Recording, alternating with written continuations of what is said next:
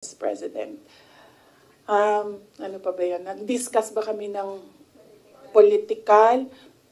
Wala kasi matagal yung discussion about family. Nag-rundown kasi sila isa-isa sa apo, yung mag-asawa or mag-ex. Sorry sa mga girlfriends. Nag-rundown sila sa mga apo. So inisa-isa nila from the eldest apo, anong nangyayari, anong ginagawa, and then sunod na apo. So lahat ng parent sumasagot.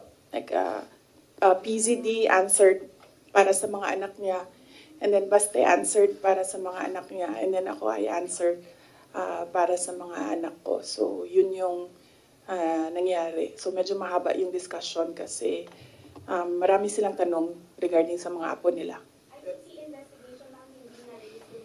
Ay nako, si PRD, pag sinabihan mo ICC, sasabihin niya sa'yo, babarilin ko sila lahat. So yeah, no, wala. There's no talking to PRD. Pero si PRD mo, parang nagsasabi mo, nang-miss ako yung ako. Kasi yung sir is tapos. Oh yes, oo.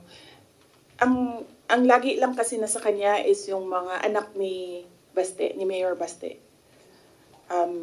Yung mga anak namin ni PZD, wala kasi sa Davao, so hindi nakikita. Nakikita lang niya pag break, at saka yung mga ganyan, pag merong occasions, like Christmas, birthdays. So he's still parang nasa puso pa rin yung mga apo niya. I think mas nasa puso niya yung mga apo niya kaysa sa mga anak niya.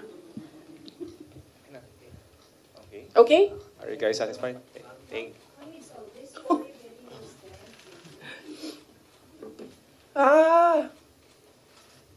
Wala naman kasi talaga akong ginawang mali.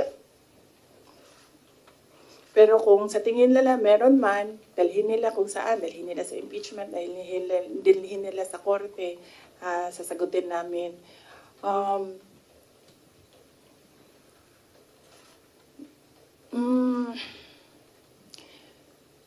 Yun. Kaya ako very casual kasi masasagot ko kasi lahat ng sasabihin nila. Minsan lang, hindi ako nagsasalita. Kaya mukha siyang walang sagot. Kasi minsan, ayoko na rin magsalita kasi nakakapagod na sila. Nakakapagod yung galit nila actually. Yun yung nakakapagod. Pero kung meron kayong kaaway, maasahan ako. Tawagin ninyo ako. Basta away, maasahan talaga ako. Thank you.